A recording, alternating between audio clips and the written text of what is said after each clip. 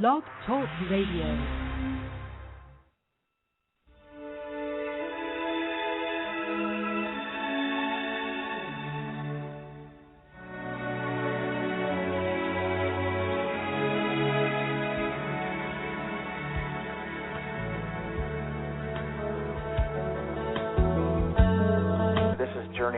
This is a show you can come to relax and peace, love, and light. We're here every night for you, a place to go to get away.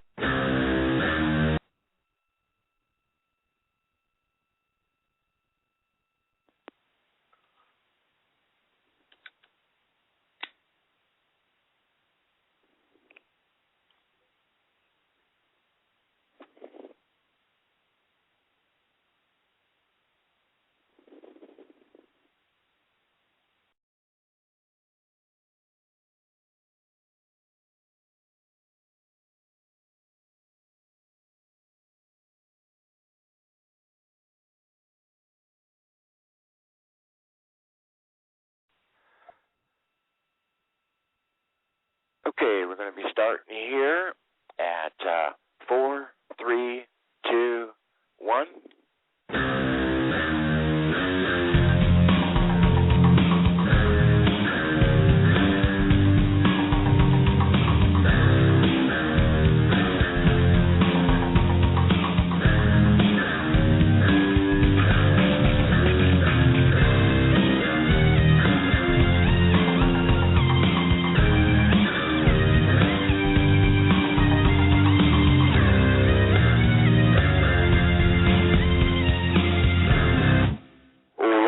Everybody, to Journey into the Night. I'm your host, Michael Long. Thanks for being here on this Tuesday night, wherever you're at around the world. And got a great guest here coming on now, a dear friend of mine for many years. And we're going to be talking tonight about, as we generally do on this show, talking about the paranormal as far as hauntings, ghosts, all those things that kind of go bump in the night.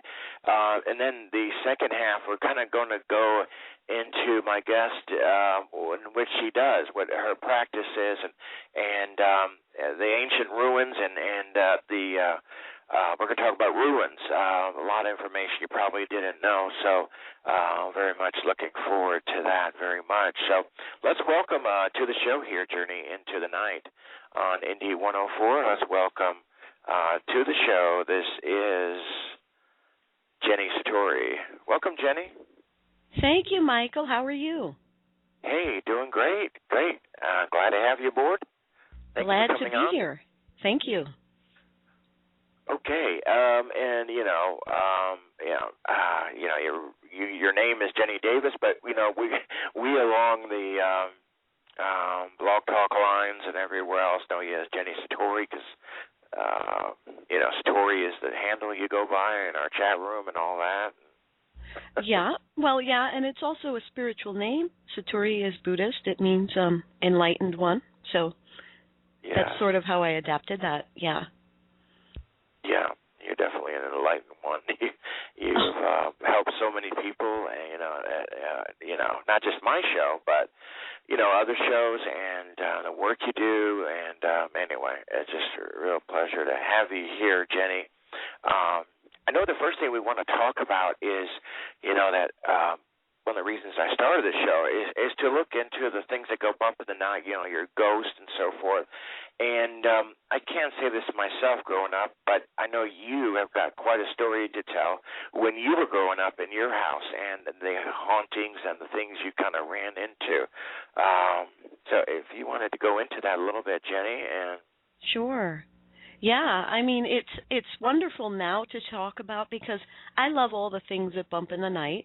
But as a child growing up in a house like this, it was not really exactly fun, and being a sensitive person as I am, as long as I can remember, there was a lot of activity and a lot of things that I myself saw and my sister and our friends. And, as children, we pick up these things a lot easier, in my opinion, than us adults.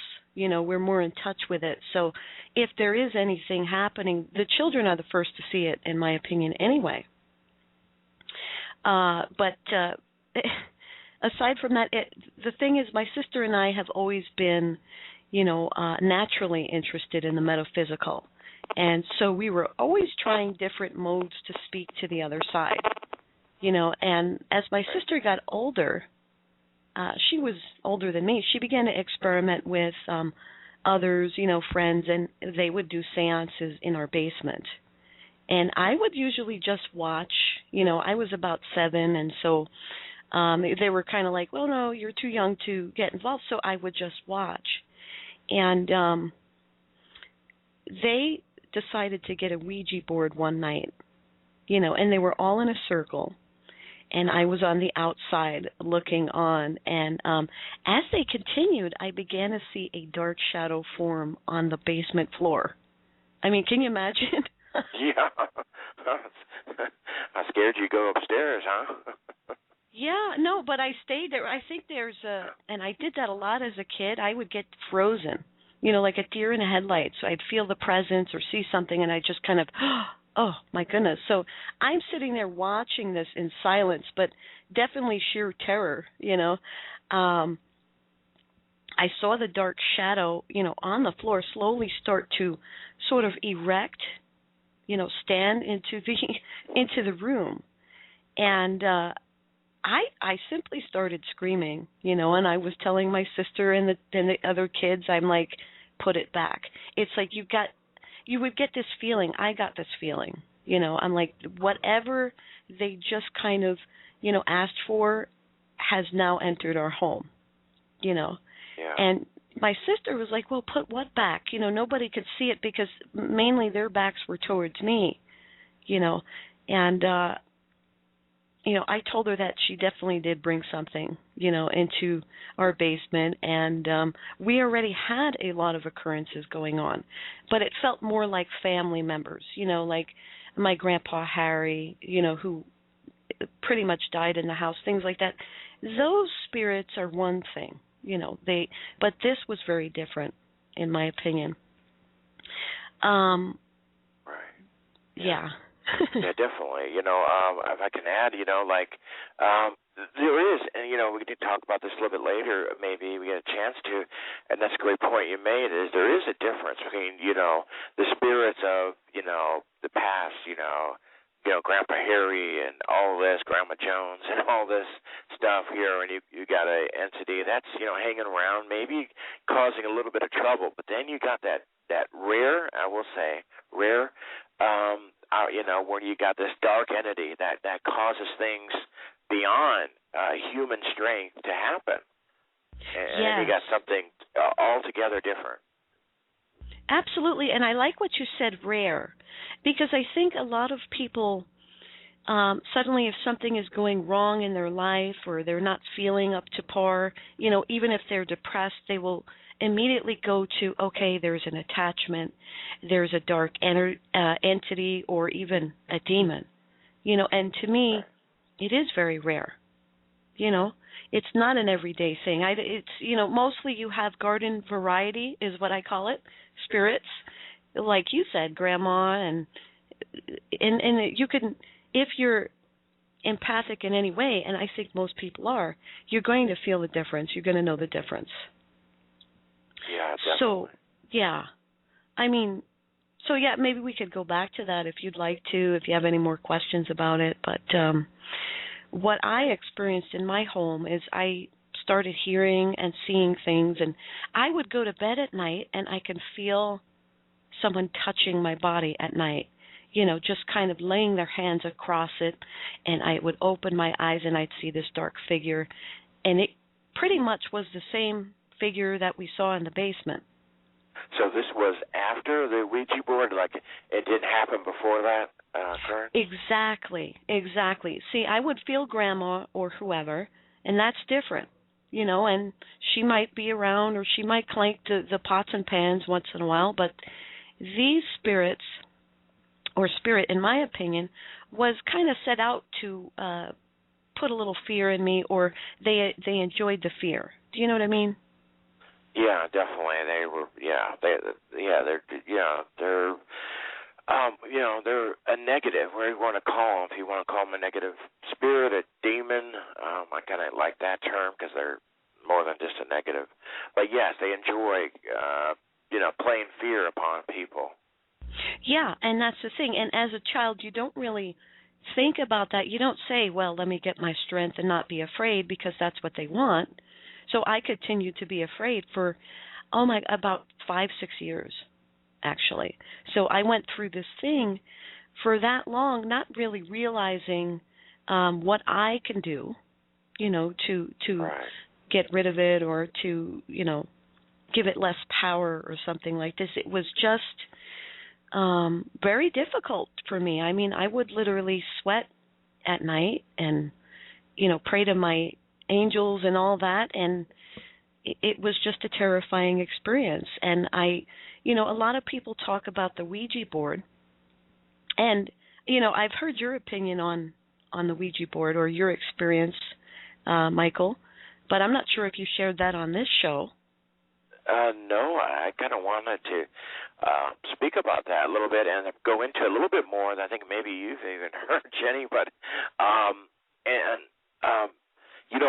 it wasn't my idea to get started with the Ouija board, but someone that I knew online from a different country, overseas, I believe it was England, said, I know you don't believe in them. I know they don't work. You don't think it works. But try it out. I'm going to send it to you anyway. And I said, don't. But anyway, here it appears one day. Yeah. On my doorstep. So I will say, I did try it several times. And now I did ask for protection before I started. Asked for the white light of protection to surround me, surround the house. I do use holy water too. And in each occurrence, absolutely nothing happened. And I tried it, several times, but two accounts are, you would think it would really work. Now, here's the accounts. Now, one time, it was just, you hear about thunderstorms, electricity, and providing extra energy, and these it should help these things work, right? And Ouija boards and so forth. Well, sure enough, it was like 4 a.m, big, thunderstorm, lightning was going on. I opened up my, blinds here in my office, and, man, the lightning was just crazy. I got the board out, tried the board, and went through all that stuff, and just nothing would happen. So I thought, okay, I never thought I could do this next step, but if this thing is ever going to work, it's going to work in this setting. So, can't believe I'm saying this, but my daughter Holly and everything. Well, one night, her and I and the board, we drove to a nearby cemetery. You didn't. Yes. Oh my goodness. I can swear up and down this did happen. Oh my goodness. And to make matters even more setting for this, there was lightning in the area. So we drove into the cemetery. I mean, yeah, we were frightened somewhat. We wouldn't admit it to each other, but yeah. We got somewhere in the middle, parked the car, and got out the board and started playing with it. And spent some time trying to get it to work. Again, nothing. Absolutely nothing happened. So that was it. I put it away and, just not going to try it anymore. And I don't, I believe it does work because, hearing your story and others, but I wonder if asking for that protection, my angels, blocked anything from coming, forward. What do you think? Oh, absolutely. Yes, that's exactly what I was thinking. It's very important, no matter what you're trying, be it a seance or Ouija board or anything like this, to ask for protection beforehand and ask specifically for only good, only positive to come through. Yeah. And these are lessons that you learn. I mean, I learned it. I didn't know it at first, as you can see, but it absolutely works because it's all about intention, and what you're allowing. I also agree, you said about the lightning. Generally, spirits will manifest from something they can draw energy from. So sometimes you've heard this, people go on ghost hunts and their batteries drain and, different things. It's the spirit, trying to get the energy so they can do whatever it is they want to, appear or speak or something like that. Right, right. So, I mean, I do believe that they do work, and most of the time negative, so they're not something you would want to use. But I will say this, that I do believe there's a lot of stories that are bogus out there about, Yeah. Hey, I got a Uncle Frank, he used a Ouija board, and oh my God, the house just took off, man. It, I mean, it's like fishtails, I caught this huge fish. Anyway, I don't believe a lot of the stories, but like your story, I do believe, and I know there's, other stories out there, things did happen, and almost always it's negative.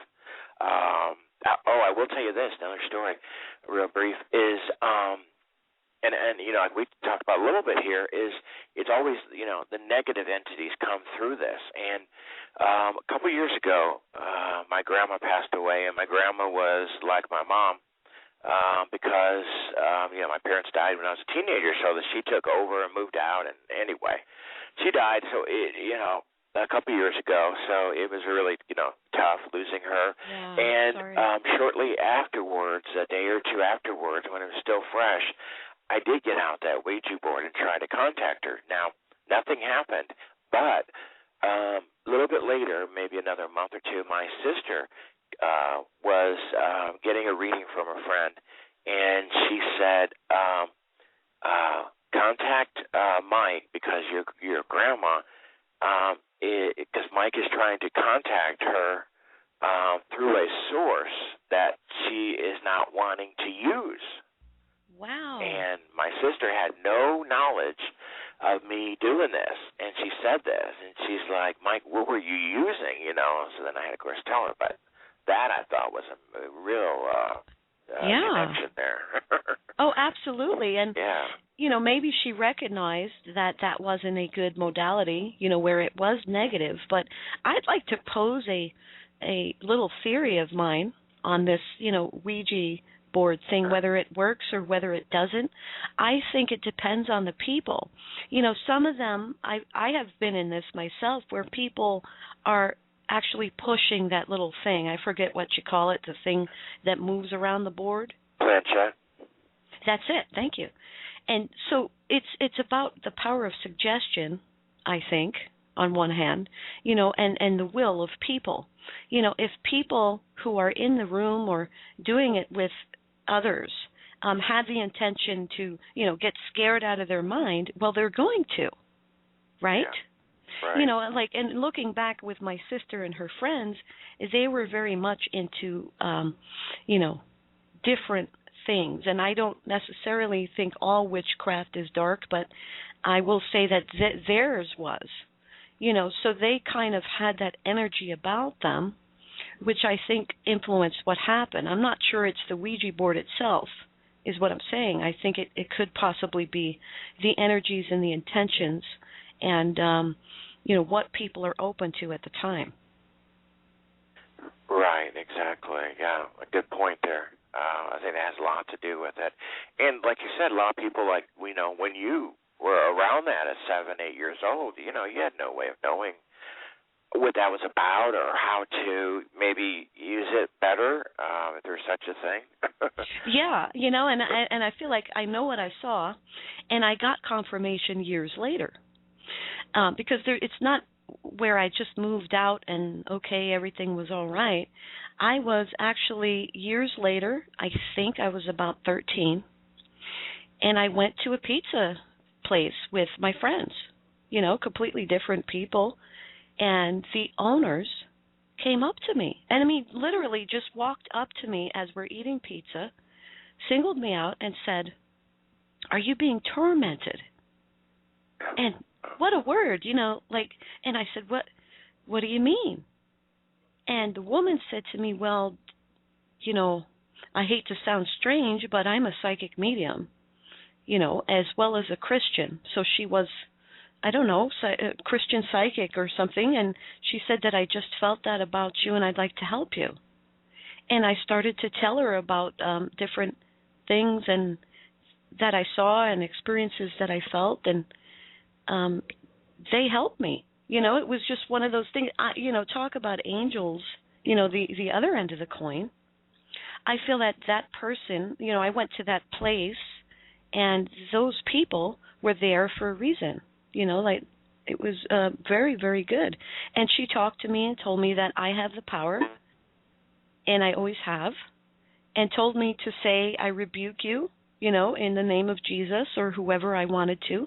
And I did that when I got home. And a few days later, I never experienced that again in my house. Oh, wow. Now, we're talking about the house you grew up in, right? Yes. The black entity, yeah. I was going to ask you if that black entity ever left. So by doing that, it finally did leave. I'm not certain that it left. I mean, I have more stories. It's very interesting. I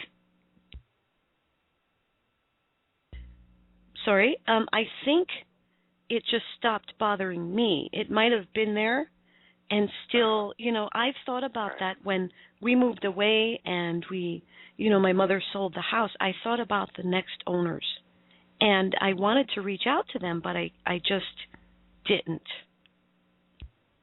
Yeah. Well, that's true. It's kind of like Amityville Horror. The people that lived in there said all these horrible things happened, but then a new couple moved in and said nothing happened. So it's Michael. What's very funny about what you just said? What? Amityville was one town away from where I grew up. Oh, really? Isn't that interesting? Yeah. So, wow. And that took place, what, early 70s or so? Yeah, so a little bit earlier than me, because I was more of an 80s child, but the Long Island is known, and that's where I grew up, Long Island, New York, is known for a lot of this kind of activity. Wow. So you've been by the house and everything? I have, and that's the thing. The last time I went, I was with some friends, and I'm like, okay, while I'm in the area, let me go visit my house. And right after I visited it, my car was totaled that same night. Yeah. Oh, wow. And the funny thing is, something told me to put on a seatbelt. I was 19 at the time, and as 19, you're probably thinking you're invincible. You don't necessarily put a seatbelt on. But I said, oh, wait a minute, let me put my seatbelt on. My friend was driving my car, and I was lucky to be alive. But that was, you just don't know. It could have been a coincidence, but to me, I am never going to that house again. Yeah, I imagine. You don't, you just don't know how things will transfer over. And a lot of people, think, there's no such thing and things. But like your story, and we all have some accounts of seeing things that we can't explain. You remember the story I told about, seeing a dark entity cross the interstate in front of me, and these cars were just going through them. I thought there was going to be, a huge wreck, but right. They just went through them, and because up till that point, I thought it was a real person. So there's, and that's what we try to look at this show, trying to find answers. Like, why did I see that, and all of those other cars, not one saw that. Right. And that's the thing. A lot of times there's logical answers as well as metaphysical answers. You really can't get the exact proof that you want, but that's why we're trying to. That's why you have a show like this. That's why people, do ghost hunting and things like this. It's really, we're trying to find that definitive answer, and I am not certain if we're really supposed to know everything. Yeah, I agree. I think for our experience, for our learning experience, I don't think we're supposed to, and I don't think we will ever know everything. I think, until we cross over the veil and over to the other side, I just don't see how. But it's really interesting and fun, trying to find out the answers, and and why do, as of course, I do the other show. I do Journey into the Light, and we take a lot of callers and for people that are wanting to connect, and I do have psychics on that show. And especially after the first couple years when I was doing the show, I would feel, noises in my office while doing the show. I would feel, tappings on my chair and my back. To the extent that some of the tappings on my back were so relevant that, I turned around fully expecting my kids to be there, because I know at the time they were a lot smaller, 10, 12 years old, sometimes, tapping me or playing jokes with me or whatever, but they were in another room or, whatever. And so it was really, yeah. I mean, I personally, I believe in it, but I don't discount others who don't or are on their path. Some people have that logical explanation and they're happy with that, and others, want to know more, want to go beyond, and maybe perhaps that's why they experience things and others don't. Again, it goes back to, the power of intention and the power of the mind and the soul or the spirit, because if you're looking to find something, an answer, or, to see an apparition, you probably will. Yeah, and, I think also, yes, that's so true, and if you open yourself up, meditate, take time and stillness, and not to have yourself just running constantly, and always on the phone or the computer or TV. Yes. I think the more you do that, the meditation, the more you will see things. Yes, you will. Yeah, and they reverse. The more you don't, the least chance you'll have to see things. I agree, and hear things, for yourself, because it's not always about, okay, let's see spirits, or what does spirit have to say? What do you have to say? What does your spirit have to say? I think that's the most rewarding of all. Yeah, very true. It's so complex, that there's, it's not black and white like some people want to think it. There's a lot of gray, and there's a lot of there's so many areas, that you could go into. Look into near-death experiences, look into deathbed visions. Oh man, and it's so fascinating. I think, for myself, it's so fascinating, and I'm so wanting to learn is because of, death was so much a part of my life growing up with both my parents dying in the way they did, It wasn't just, boom, they're gone. I mean, here you're only 13 years old and you wake up one morning and it's a snowstorm and you hear your mom, screaming, in the bedroom, wake up, wake up, wake up. Oh, my goodness. And then the paramedics come and there's the snow is so deep they can barely make it down the street. And they got your dad, on a gurney, and he looks horrible, of course, and they're wheeling him off. And then you fast forward 3.5 years later, and, I'm driving, in Colorado, and it's a family trip, and we're going to, I just turned, well, not just, but a little bit over 16. And I'm driving, thank God I was driving. My mom's next to me, and my sisters and grandma are in the back seat. And we're almost to my brother's house, and a dog comes up beside the car. Don't really hit the dog, but the dog kind of clips the car. My mom hears that and thinks that we hit, a person, and she all of a sudden, that startled her, and unknown to her and all of us, she had a blood clot that traveled right to her heart. Oh, my goodness. She died right there, right in front of me. She, her head went back. I still remember this like it was yesterday. Her head went back, Jenny, and she was out. And then 1 minute, less than that, later, she raised her head for the last time and looked at me, and she said, "Oh, that was so weird." And then her head went back for the final time, and she never came back. So. Oh, my goodness. Yeah. So when you have that, when you're only 13 and 16, I guess that sets your course for the rest of your life. It does. I imagine that's where it all began for you. It opened you up to, because I wanted to ask that before your parents died, had you any interest or had you had any experiences with the spirits or ghosts, as some may call it? No, I can't say, no. I think I'm just, a normal kid. Well, normal as you can get. But, I mean, there was, for some reason, I think it's because my grandma had this interest, oh, gosh, there's not really a word for it, but in death. She always, like, whenever we go by a cemetery, she would always say, "Oh, what a beautiful cemetery. Oh, what a beautiful funeral home." And I would say, "Grandma, you're the only one saying this. Nobody else." And so, yeah. Maybe she was a bit evolved, I mean, where she saw beauty in death somehow. I mean, it's all about perception, so perhaps right. she found that. But I do need to ask, I know that we're kind of interviewing me. Oh, yeah. No, but go ahead.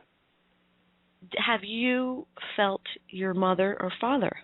Any presences or? Yes, definitely. Different times, and again, it goes with meditating and having that open time, and that's when I do the most time feel the presence of my parents, and I have, in fact, it's been a little while, but I have even asked them to move something for me, and they've done it. I said, "If this is you, Mom, can you move something in this like living room?" And sure enough, some flowers that were on top of a curio cabinet, whatever, it just fell off. There was just no reason at all. They just basically jumped up and just fell off onto the ground, just like, wow. Oh, that's amazing. Yeah. Oh, yeah. Yeah. Oh, boy. Hello. Yeah, we are over on our segment here, Jenny. So I do want to, before we take a break here, we will come back for one more segment, a little bit short segment, but I really have enjoyed this. Didn't want to really cut off the flow here with you, Jenny. But let everybody know you've got a new radio show that you do.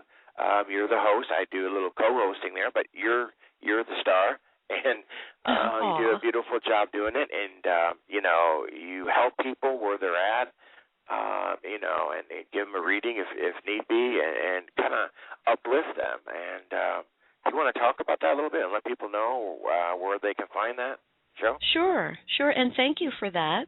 The name of the show is called Quantum Rewind, and it is on Sunday nights at 11 p.m. Eastern, and you can find that on blogtalkradio.com/Quantum Rewind. And the show is a little bit about all things spiritual. I do hope to help people. I am a life coach as well as an intuitive reader, and I'm also a healer, Reiki master. So yes, you're right. My intention is absolutely to help people, and, even things like this, the power of themselves. I want to teach them, that their power is within and not without. Yeah. Beautiful. Yeah. It's a great show that you started, and I'm really honored to be part of it.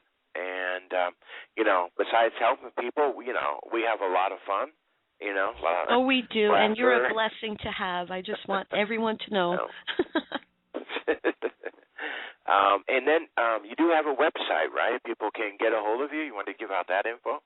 Yes, you can definitely reach me at www.jennysatori.com.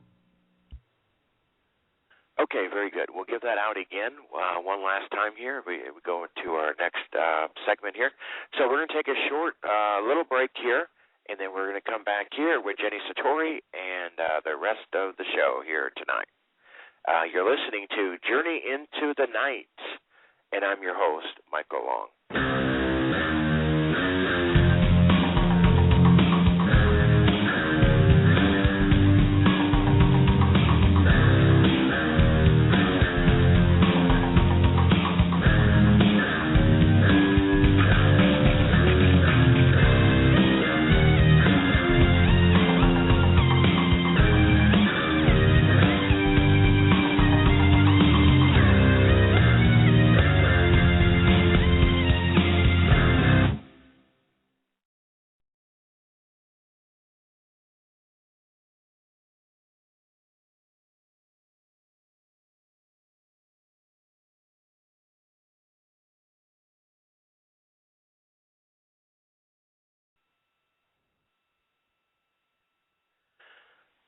4, 3, 2, 1.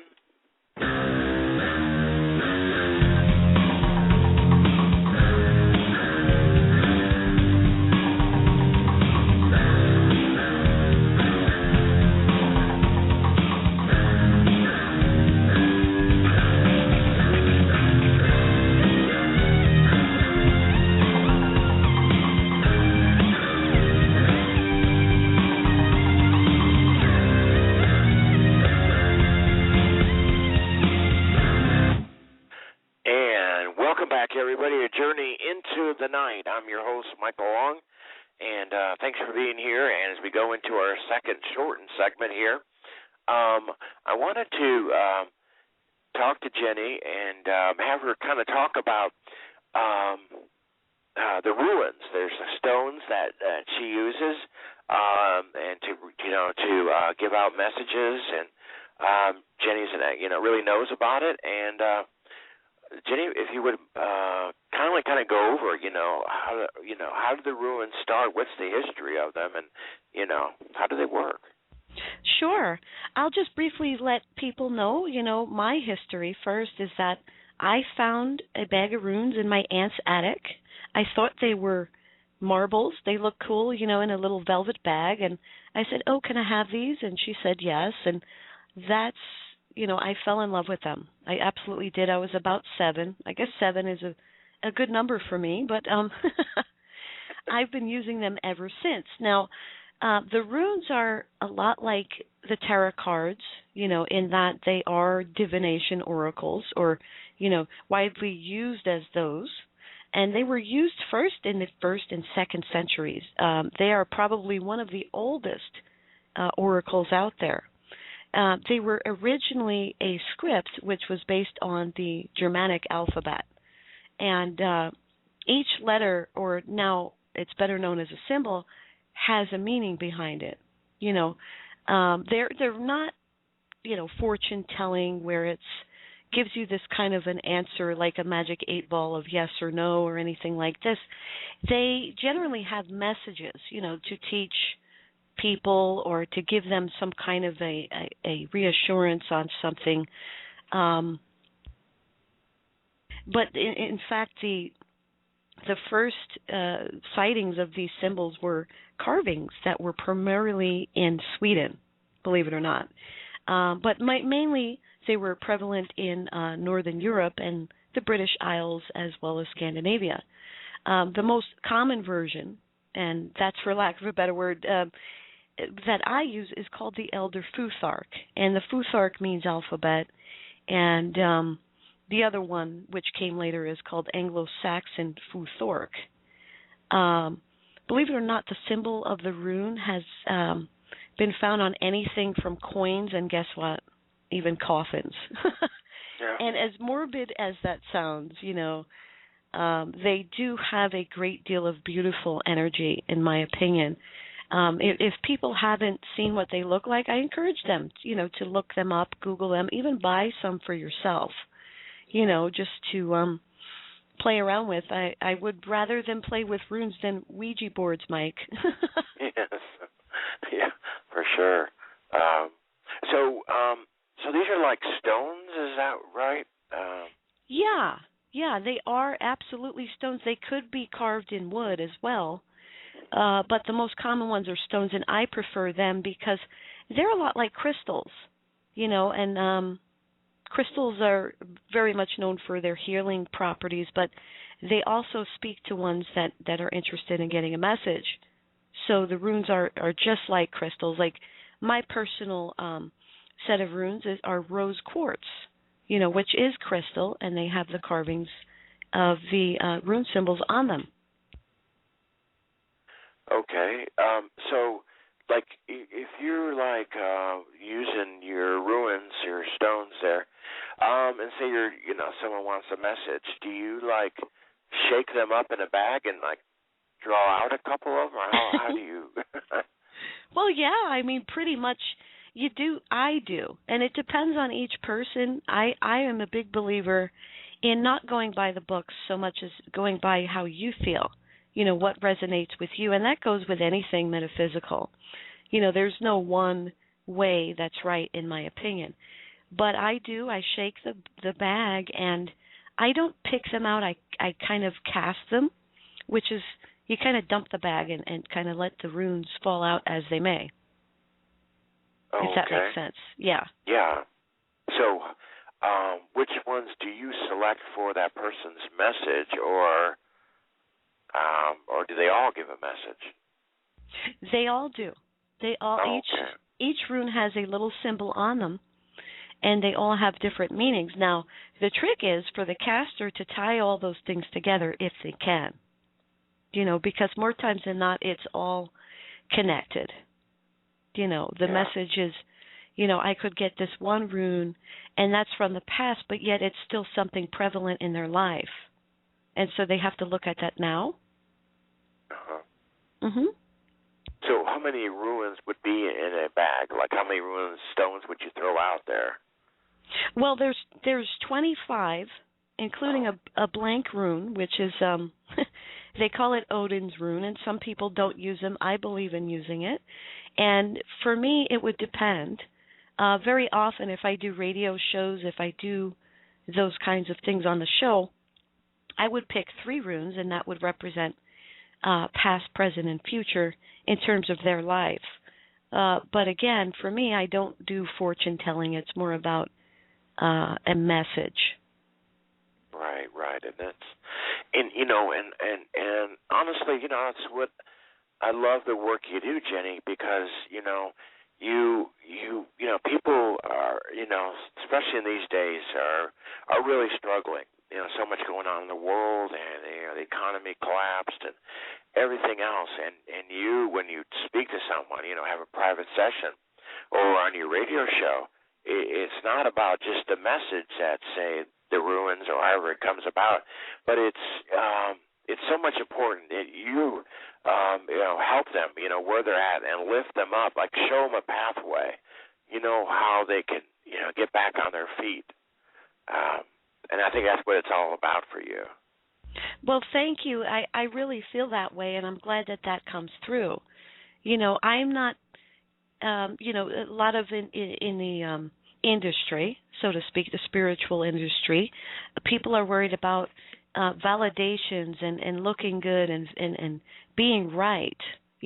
Oh, she said I had a purple shoe. How does that help a person to tell them what they already know?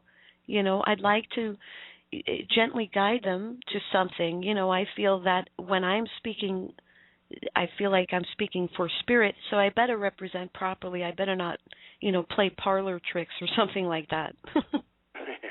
Yeah. Well, I think, kind of like myself, you know that there's a certain responsibility that you've taken because people are contacting you, and they're basically, they're laying out their soul for you, like wanting you to help them, and that's not something you take lightly. No, yes, exactly. Nobody should, and I don't put myself out there to be any less than human, where I have my own issues and my own things, but I'm grateful for them because I can better relate to people that way. If my life was all roses, I would have no idea what to say to them. And I know you can relate to that. Right. We've all been, yourself and myself, been through hard times, but that helps us be able to relate to those going through it right now. Yeah. And I think that's the biggest thing with anything. It doesn't have to be just spirituality, but just in everyday life, I feel that people want a common bond. They're looking for others that are like them. And the thing is, we're all alike. We're all connected on some way or another. Yeah, definitely. That's the thing that some people don't take stock in, don't know, to watch, and understand. We're all connected, in this. No matter where you live, what religion you are, what race you are, what descent you are. We're all connected, though, in this big picture of things. And if we work together and to help each other, it's just going to be, one, better place. Absolutely. Yes, it's about being about it, not just talking about it, right? Yeah, definitely. What's the old saying? Walk your talk. Yeah. And so Yeah. often, people, and we got on this kick, I don't know how, but, as it's up here, on the table, a lot of people are upset with others and they're saying, I don't like what this person is doing and I don't like the state of the world. Well, guess what? It starts with one, right? The only thing we can change is ourselves. So, be the change you want to see in the world, and therefore, little by little, one by one, it's like a domino effect. We're going to be able to do that. Yeah. We got two choices to this might be a little bit off the point, but as we're closing up here, but as I see it, we have two choices. Either we can go separately on our own way, or we can go together and join together and go down that path. Which one would we rather do? Go separately down that path or together? I choose together. Yes, my teacher in college, once taught me something that I'll never forget. He would say, and not trying to bring politics in this at all, but he was saying, bring a point. He would say, there are people who say, cut my taxes, bone bearer. I don't want to pay any tax for, say, let's just give an example, food stamps.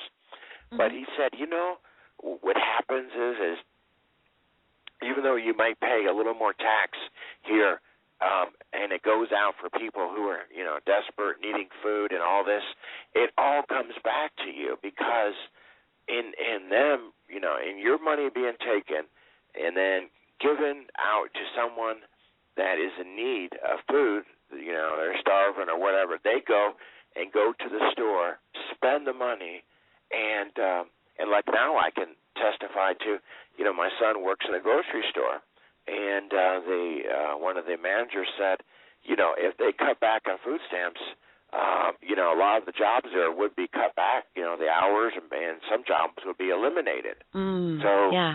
If we work together, it's not like we're giving up anything. It all comes back, and it makes the world a better place. Very well said. I think that's a perfect ending to this show. It was such an honor to be here.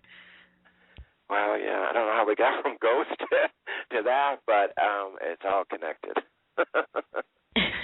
Anyway, it's been a really great show with you, Jenny Satori, Jenny Davis, and Jenny, if you would one more time, let everybody know about your new show and how people can contact you at your website.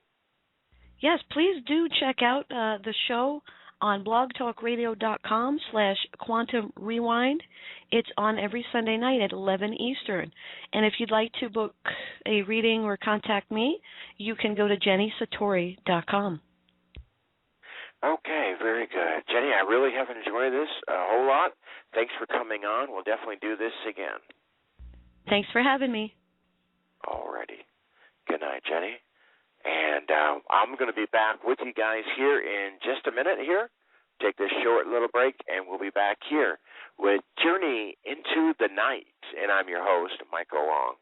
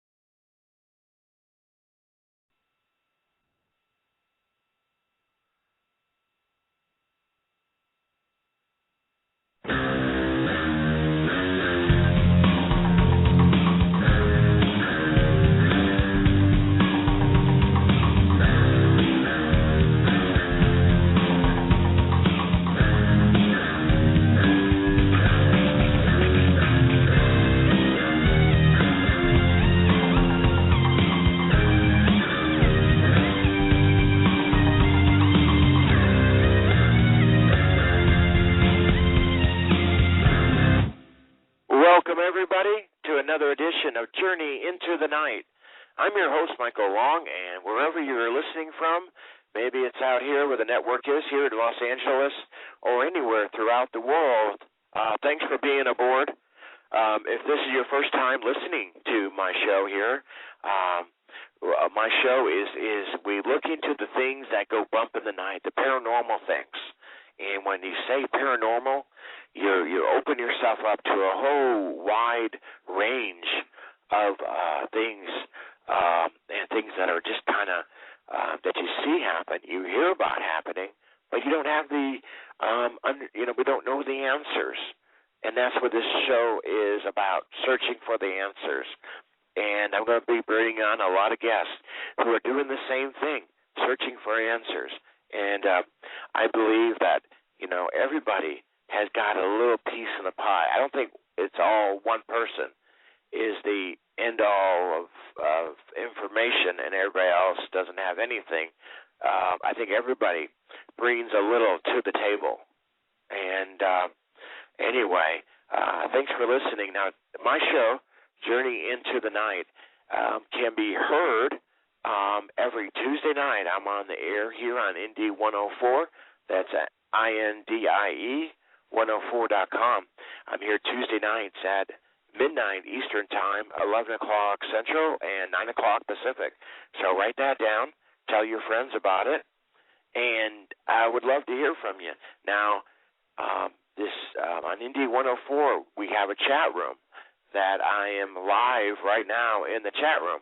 So I'd love to talk to you there. So as you're listening to the show, click on the front page here of Indie 104 and click on the chat and go ahead and log on in. And we usually have a lot of fun in there and kind of get to know each other. So love to see you in there. And if you would like to listen to my other program that I do that one nightly and have been doing it close to 4 years now. It's called Journey into the Light, located on Blog Talk Radio. It's one of the most listened to spiritual shows. And like I said, it's spiritual and helping people. So if you're needing help, guidance, come to the show. So I'd love to see you there. Let me know in the chat. We have a big chat room there.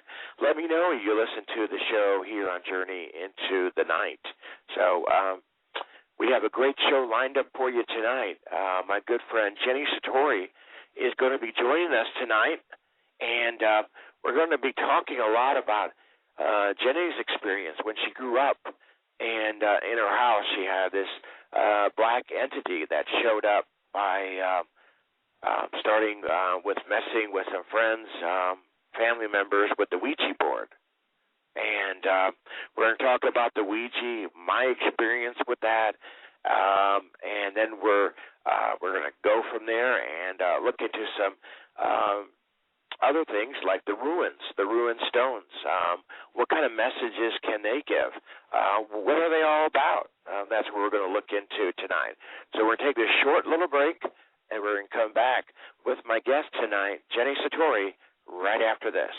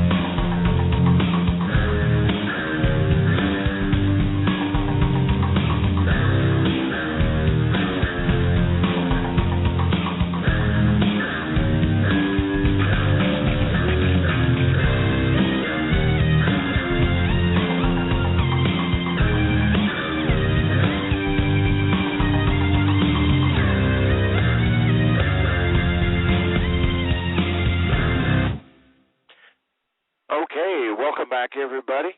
Journey into the night. Okay, well, what a great show that was with Jenny Satori. Wow, really, really enjoyed that. Hope you guys did too.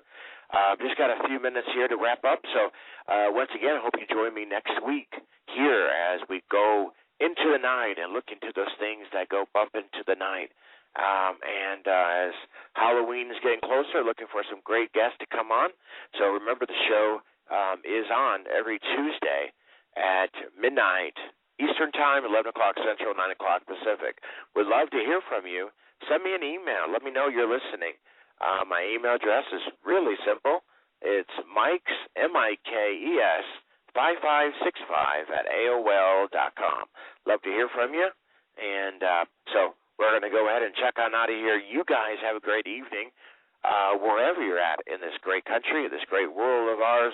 And, again, special thanks to Jenny Satori for coming on tonight and doing a fabulous show. And we'll see you guys back here next Tuesday night on Journey into the Night. And I've been your host, Michael Long, and good night, everybody.